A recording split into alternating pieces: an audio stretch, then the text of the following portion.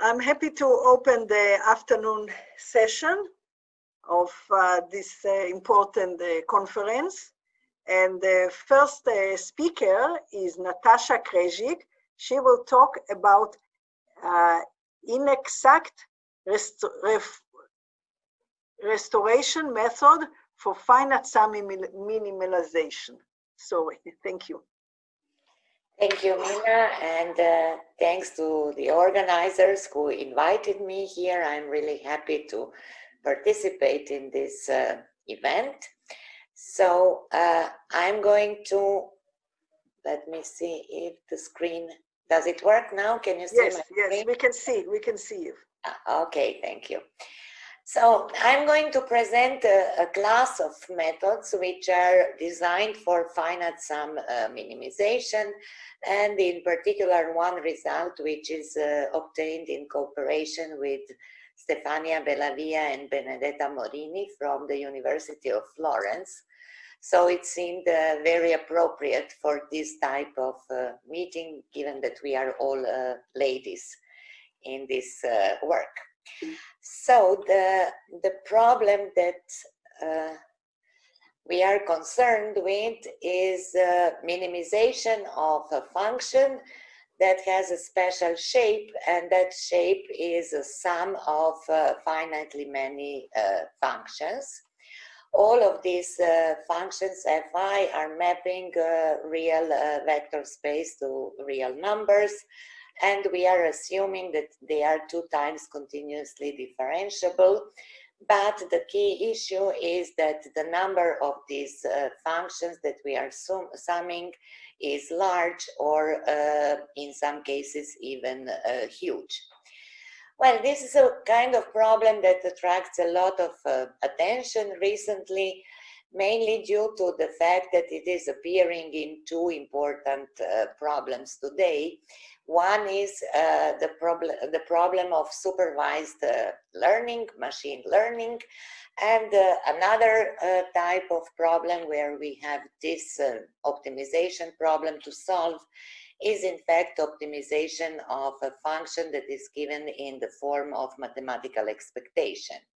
So if we have an objective function to minimize, and that function is given in the form of mathematical expectation, we can seldom write down the analytical expression for the function. Therefore, we have to approximate the function with the sample average, and that gives us the objective function of this form. If we are talking about machine learning problems, then in general, we have a set of data points of this form, AI and BI, where AI is a vector of features that lives in Rn with small n, and BI are labels.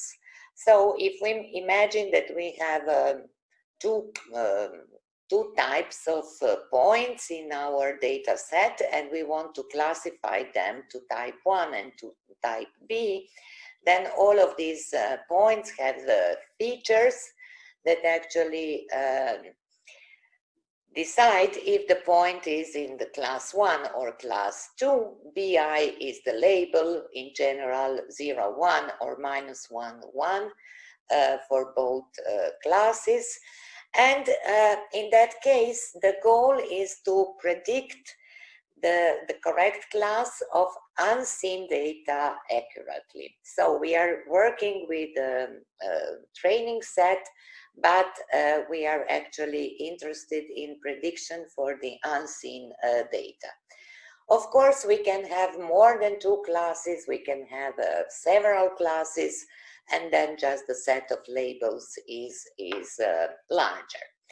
So what is each of these functions phi that are making this sum of our objective function? Well, these are loss functions corresponding to each observation, to each data point in our set of points. And in fact, this function Fn represents the empirical risk minimization on the training set. So the whole story of supervised learning actually boils down to minimizing a function which is in the form of a sum of finitely many functions. As I said, n is in general very large or even huge. So computing the function, the gradient, and the second derivative is extremely expensive, and we don't want to do that unless we have to, because the process becomes too costly. So the natural idea is to work with subsampled functions, gradients, and Hessians if we are working with the second order directions. So let us define the subsampled functions, gradients, and Hessians.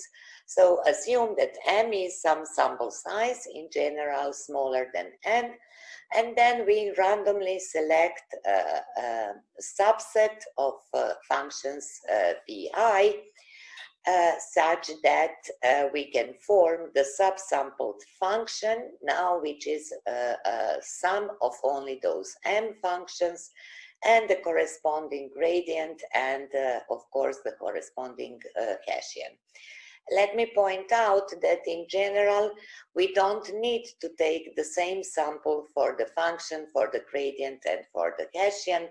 And in this talk I'm going to assume that the function and gradient are computed with the same sample, but that the Hessian is computed with a much smaller subsample of the functions fi. Why is this a meaningful approach?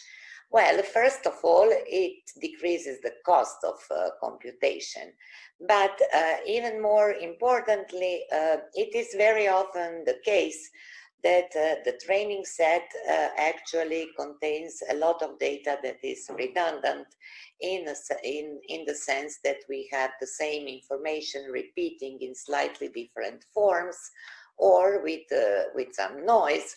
So there is no real need to use all the sample data in each step of the optimization process. Therefore, we would like to work with small samples, at least initially when we are far away from the solution, but eventually we like to arrive at the full sample in order to solve our original problems. So there is a lot of methods in literature that use subsampled function and the gradient or just the gradient, and the Hessian or just the subsampled Hessian. The whole story with these problems begins actually in the 50s last century, when Robbins and Monroe formulated their famous SA, stochastic approximation method, and they actually suggested that we make an iteration in this very simple form, stated here in red. So if we have a iteration xk, then we form a new iteration taking a step of the size alpha k in the direction of some stochastic gradient. What Robbins and Monroe suggested is to take just one subsampled gradient with a subsample of size 1. Therefore, that is called the simple of basic stochastic gradient method. In fact, what is done very often is that we take not one, but a subsampled gradient with a small sample size, which is still larger than 1. So then we have this form of the iterative method.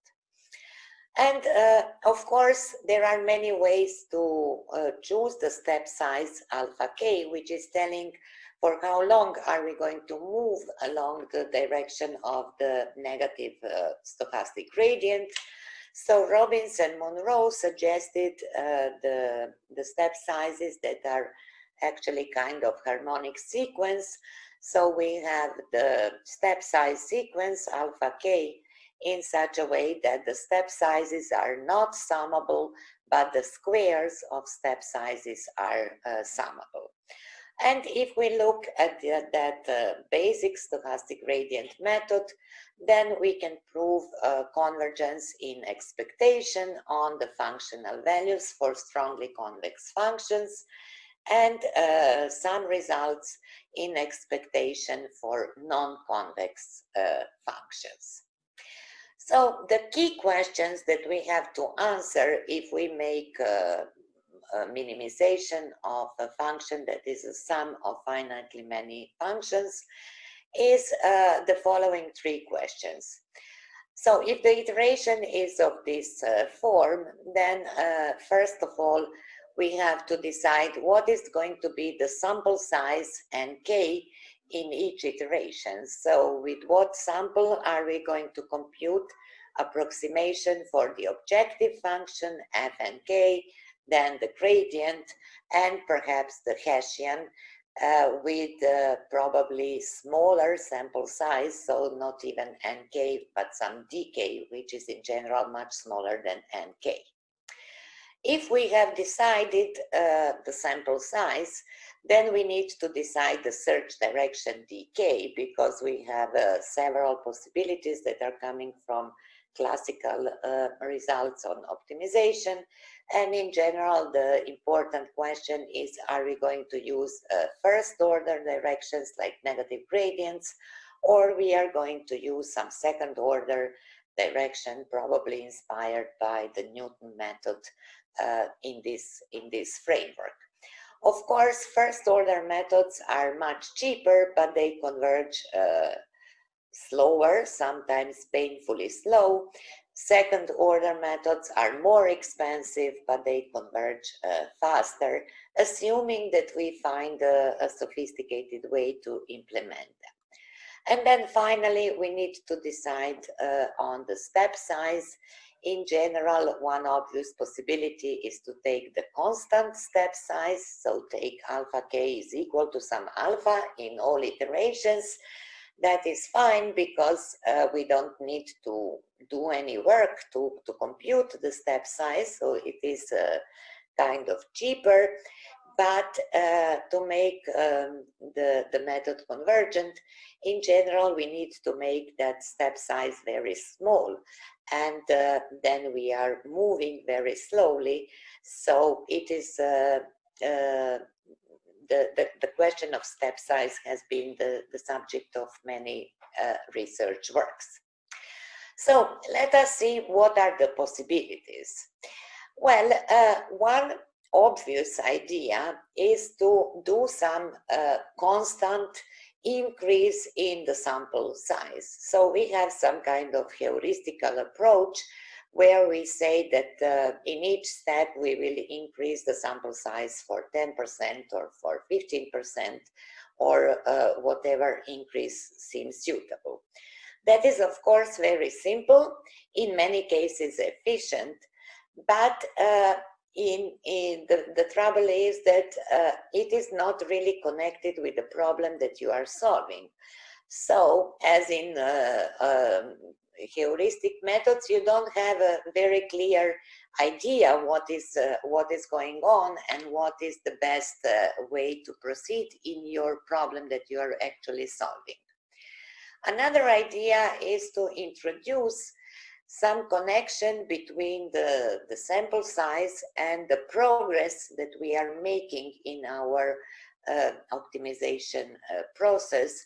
So the idea is actually to make a kind of adaptive or automatic sample size selection, and that is the approach that I'm going to present today. In fact, I will concentrate on inexact restoration framework in combination with the trust region optimization methods, although there is a lot of work already done in the framework of line search methods with inexact restoration. The key point here is that if we select the sample sizes in whatever way, since we are subsampling from the whole set and we are sampling in the kind of random way, we are actually computing stochastic estimates of the function and the gradient and possibly the Hessian. So the tools that we have to use are coming both from optimization theory, but also from the stochastic theory. Another possibility is to choose the sample size in such a way that the function and gradient are approximated with increasing accuracy and fixed probability. That means that we want that the probability that our approximation Fm is a good enough approximation of the true objective function Fn, good enough in a sense that the difference is smaller than some parameter, is always larger than some probability which is fixed in advance. Of course, we can ask the same property for the gradient. So in this case, the sample size is coming out from the prefix probability that we are asking in our optimization process. There is a lot of discussion in the optimization community regarding the choice of search direction. So if our method is of this kind, then this decay can be either a first order or a second order direction. As I already said, the first order directions are cheaper to compute. In general, they converge, the methods converge, but the convergence can be painfully slow, especially if you need large precision. That means if you need that your solution is really close to the solution of the true problem. On the other hand, if you don't need really large precision, then investing in the second order method might be too complicated and too costly. So a number of papers is discussing this issue. One possibility is that you take the full function and the full gradient and you subsample just the Hessian, or you can subsample the Hessian and the gradient, or you can subsample everything, the function, the gradient, and the second order information. So basically, what is going to be the choice for a particular problem that we are solving depends on many things. And in this work, I'm going to present some details on a globally convergent method where we subsample everything. That means that we subsample function, gradient, and the Hessian or the Hessian approximation. So the optimization method that we are going to use is a trust region method that is a well-known concept in optimization. So I will walk you briefly through the concept. So assuming that we have to minimize our function, what we do is that we choose a parameter delta k that is going to be the radius of the region where we are going to make a quadratic model of our function. That quadratic model can be simple second order Taylor polynomial, or it can be something approximate. So we make a quadratic model, and instead of minimizing the function, we actually minimize that quadratic model on the region that has a radius delta k. So when we find the minimum of that quadratic model, that is our search direction, and we make a new point xk plus the direction pk. Then we need to see how good is that new point. So we compare the decrease that we have in the objective function with the decrease that we have in the quadratic model that we used for minimization, and then we decide if the decrease in the objective function is good enough, we accept the point. If the decrease is not good enough, then we say that our trust region where we made the quadratic model is too large, so our quadratic model is not good, so we decrease the region where we make a quadratic model, and we repeat the procedure. So the procedure is basically very simple. We simply build quadratic models in the areas around the current iteration. We minimize the quadratic model and consider these points as a new iterations, assuming that they are good enough. Okay, so what can we achieve with these models? Well, first, how to make the quadratic model. We can either take the Hessian of our objective function, or we can take some approximation of the Hessian. Then we don't need to solve the quadratic model precisely. We can solve it only approximately. That means that we find some pk which is good enough. What we can achieve with these methods is a first order approximate stationary point. That means that we can get a point where the gradient is small enough, and if our problem is not convex, then we can achieve an approximate second order point. That means the gradient is small enough and the minimal eigenvalue of our approximate Hessian is larger than some tolerance. So that is the classical theory of the trust region methods applied to this kind of problems. So let us see how does it work with subsampling. So now I'm going to choose some m, which is smaller than the full sample.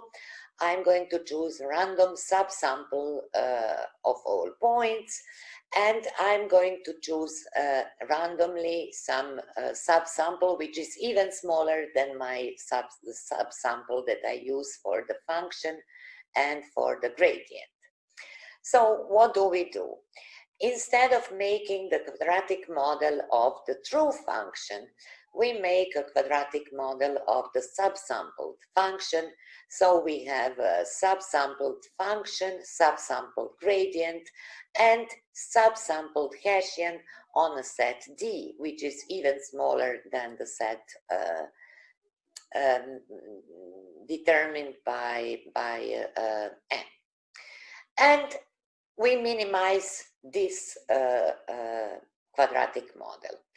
So we just perform the trust region step, hoping for the best, hoping that our direction that is coming from minimization of subsampled model is good enough that it can serve as the next iteration. So if this is the framework that we want to consider now, then the question is how to choose these subsamples n. Let me remind you that there are two key things that we want to resolve. One is to take the subsamples as small as possible, not to compromise the convergence of the optimization procedure, but to make it as cheap as possible. And the second issue is that eventually we want to arrive at the full sample, because eventually we want to minimize our whole function, so we want to minimize the whole sum. But we want to use the full sample as late as possible, because we want to compute the iterations cheaply, if that is possible. Okay, so again, we can do some heuristic strategy. We can increase the sample size by a certain percentage in each iteration. Or we can make more elaborate schemes. So we can ask for the function approximation, the gradient approximation, and the Hessian approximation, that they are good enough with some fixed probability. And in fact, with this approach, we can obtain both convergence and complexity results in expectation or with high probability. The algorithm I'm going to present here uses another approach that is an adaptive approach. So we choose the sample size in a strategy that is using informations that we obtained from our optimization process. So it is a kind of inner product of the optimization process itself. So we want to use the Inexact Restoration framework, and that is a tool for constraint optimization. So we are going to reformulate our problem in a very simple way. So instead of minimizing this function fn, which is the full function, we say that that is equivalent to minimizing subsampled function m, such that the subsample size is equal to the full sample. So this is just a trivial reformulation, but it is going to allow us to use the inexact restoration method. So whenever you have a constraint problem, you need a way to measure the feasibility. So you need a way to measure if your constraint is satisfied or not. So here we define the measure of infeasibility, and we are going to measure by a function h, and we ask that h to be simply a decreasing function such that it is positive and that it is equal to 0 if we are at the full sample. So if we are at the full sample, our constraint is satisfied. There are many easy ways to define that function. One of them is, of course, given here. So we can say that the subsample size m is infeasible with the measure of n minus n over n. So we are measuring the relative discrepancy from the full sample. And now let us introduce the inexact restoration framework for constraint optimization. So if we have to minimize a function f, that is our objective function, under some constraints that we can describe as h of x is equal to 0, so whatever kind of function h is, then we have to take care of two things. One is optimality, so we want f to be as small as possible, but equally important is feasibility, so we want that our constraint is satisfied.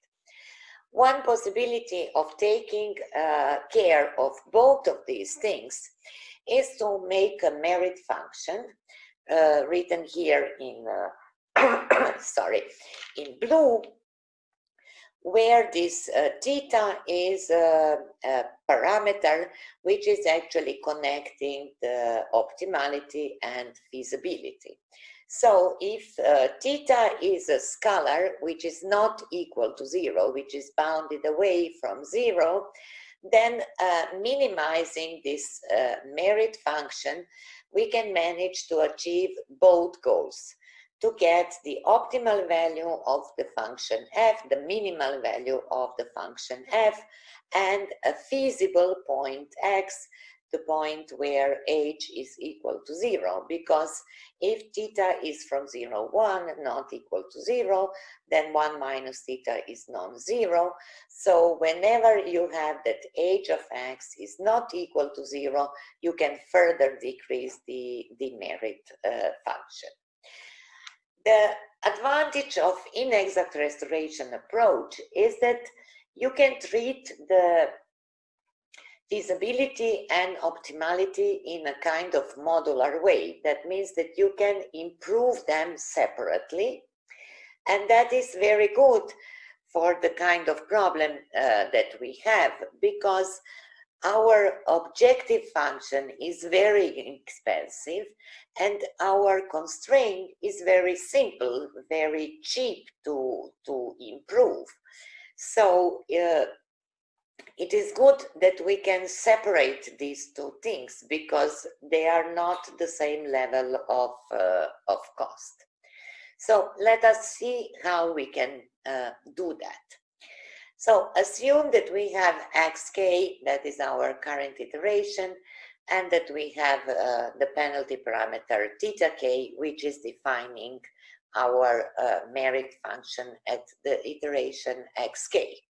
So, sorry, in the restoration phase of the algorithm, I'm at the point xk, so I compute a point xk, which is simply improving the feasibility of my iterations with respect to xk.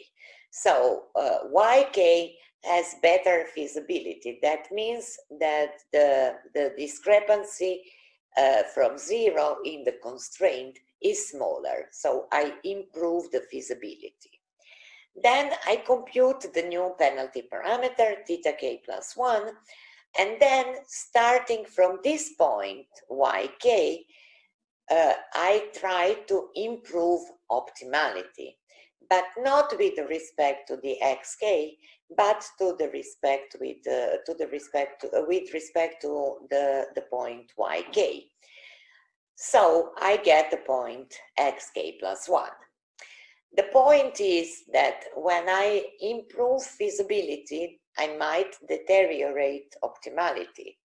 And when I improve optimality from yk to xk plus 1, I might deteriorate feasibility.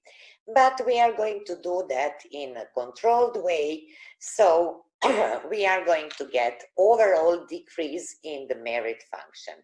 And I already said that if we manage to minimize the merit function, then we have solved the original constraint problem. So let us see how does it work on our particular problem.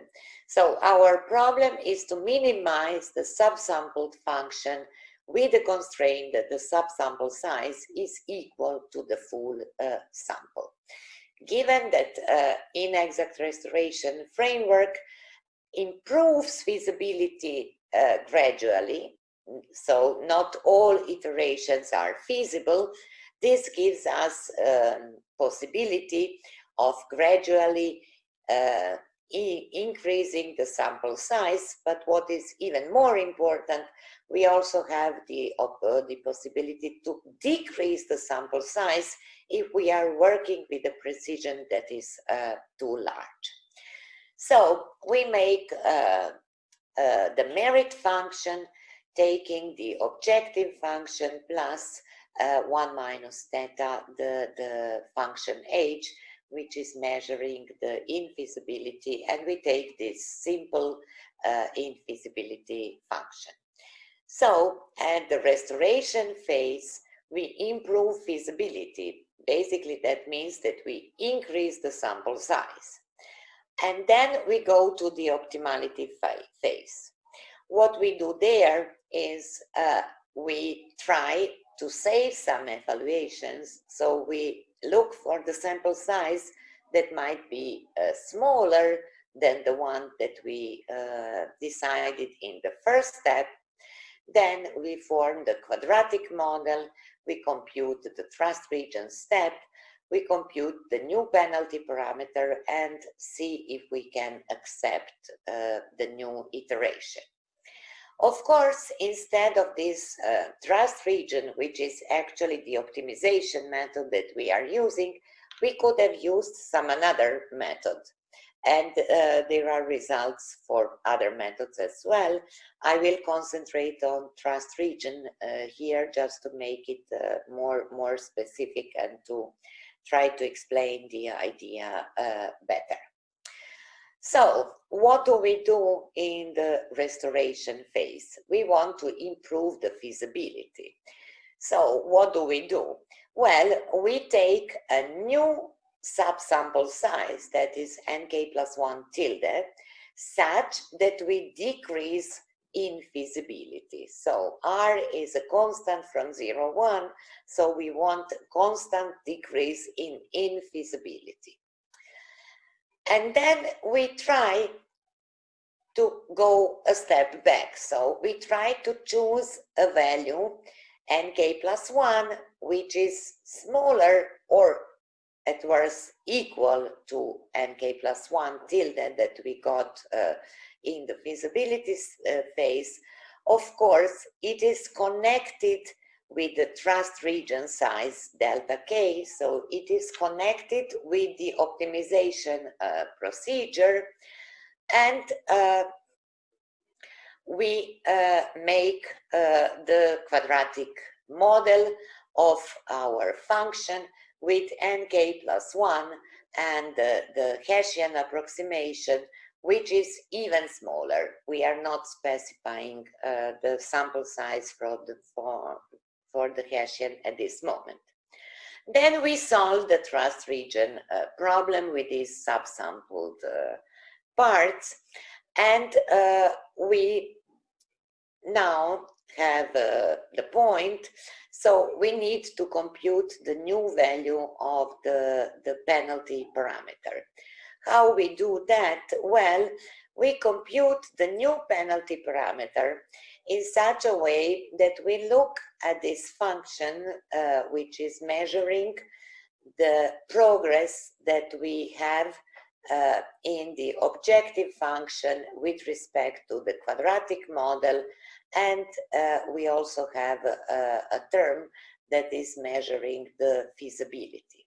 So we want a new value of the penalty parameter in such a way that this predicted function is larger than a fixed decrease that we have in the feasibility phase. Well, luckily we are able to compute the penalty parameter explicitly, so we know exactly what is the value of the penalty parameter for the next iteration. And then we look what is the reduction on our merit function, because what we want is to minimize the merit function, as that is going to give us the solution of the original problem. So we have a simple test that tells us if the new point is good. If it is good, we accept it, and we either keep the trust region or we increase the trust region. Why? Because we think that our point is good, so our quadratic model was good, so maybe we can be a little bit more aggressive and increase the trust region, because that implies that we are going to make a new model in the new iteration on the larger area, so we are going to make a larger step, so we are moving faster. However, if our point is not good enough, then we conclude that our quadratic model is not good enough, so we reduce the trust region size, so we are going to make a model on a smaller area, and we repeat the steps too. That means that we look for the new sample size nk plus 1, which is going to be larger than the one that failed, because it is connected with the size of the trust region, and we just decrease the trust region. So this is enforcing us to take the larger step size, and we proceed iteratively in this way. So I apologize if this was a bit theoretical or technical. I did my best to explain what is the idea. So what can we prove for this kind of method? Well, first of all, we can prove that eventually we are going to get the full sample. That means that we are going to achieve the full accuracy on the function at the gradient at some point. So at the full accuracy, we can compute the second order and the first order optimal points. We are also able to prove some complexity result. So we know that we will achieve the precision of epsilon within O of epsilon to the power of -2 iterations in the worst case. And if we have a good enough function h, that means if our sample is large enough, then we have the complexity of the same size. But we are hoping for potential savings in terms of computational costs, as hopefully we worked with lower precision in many iterations before reaching the full accuracy. So to illustrate what is happening if we implement this kind of reasoning, we are going to consider problems that are coming from machine learning. So we are going to consider the logistic loss function for binary classification problems. So we want to split the points in two classes. And we are also going to consider nonlinear least squares problems where we have the objective function of this type. The property of these problems, which makes them nice to work with, is the fact that the main cost is computation of this scalar product.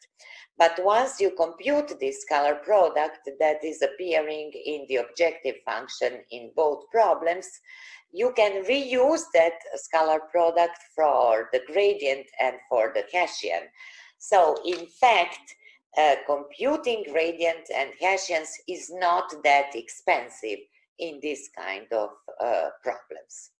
So what kind of results did we obtain? We tested several data sets that are usually used for testing. As you can see, the data set can be really large. Here we have 500,000 of points.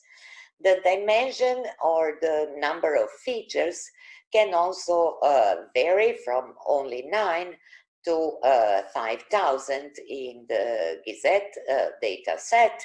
And here we report the number of functional evaluations if we subsample everything as we suggested in this work, or if we subsample only the Hessian, or if we use the full function in the computation of the objective function, the gradient, and the Hessian. We reported the results of 20 independent runs. So these are the average results, because please remember that we are in the stochastic framework.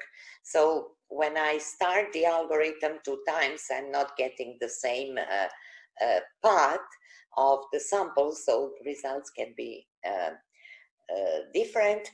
And savings that we obtained vary from 12% to 68%, which is really a big saving. If we look training error for the function that we stopped when the testing error was of this size, then obviously the subsampled method is the best one in terms of function evaluation.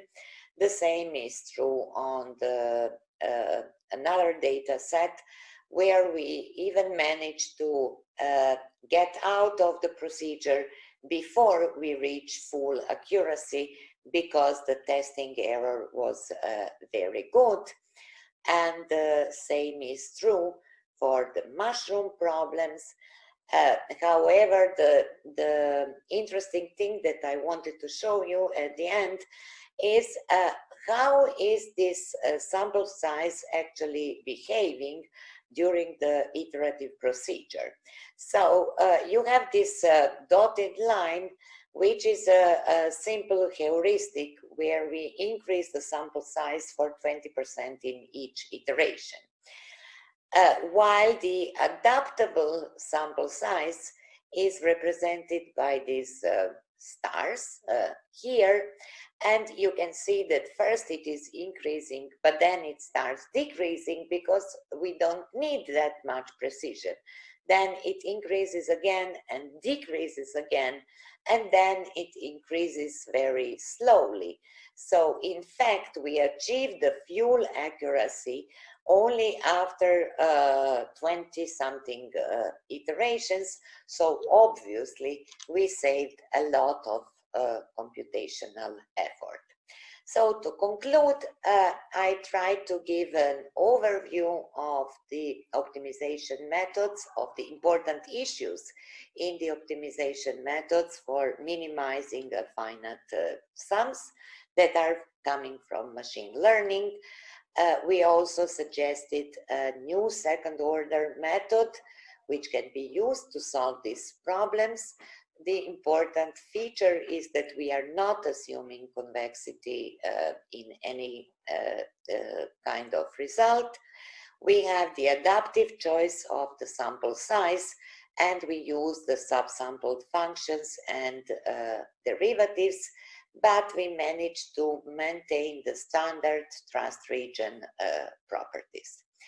Finally, the current work is to develop the first order method with the gradient that is going to be very loose approximation of the true gradient, and that is what we are working at this moment.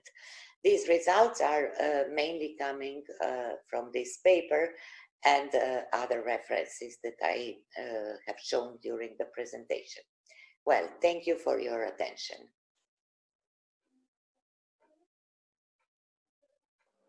Thank you very much for this beautiful talk. You're really bridging between mathematics and industry, like your head of the consortium for mathematics in industry. I neglected to say in the beginning that you are from Serbia, and that gives us already 3 countries from Southeast Europe represented. I mean, we had Israel, Greece, and Serbia, and we'll have more countries later. I have one question, but let's first see if there are people ready to ask a question. Please, if you want to ask any question, please feel free to unmute yourself or ask me to unmute you. Very difficult over Zoom, as I said before. Yes. Anyhow, I have a question to regarding the machine learning that you use.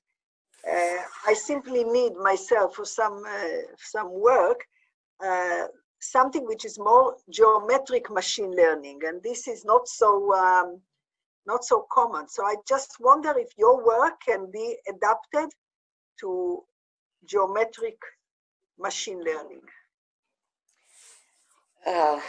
Well, I will risk to answer your question. I'm not Okay. really sure that I can imagine the situation properly.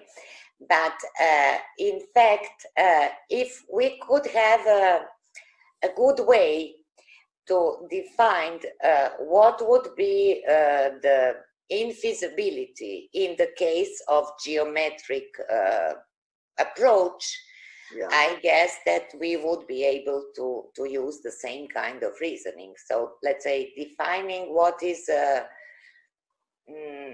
discrepancy from the desired geometry in a suitable way would allow us to think in the same framework. In fact, if you have some specific thing in mind that I can look at, I will be happy to do so if you forward me a reference or a description of the problem. Yeah, maybe I'll write to you privately. Yes. It has to do with cancer. Anyhow, I will talk to you. I will write to you privately. I will be happy to. I will be happy to. Any questions from the audience? Okay, thank you very much. So I like to see these bridges between math and industry. And now it's 10 to 3, and the next talk will start 20 past 3 in the afternoon. So we'll be back here in half an hour. Thank you very much.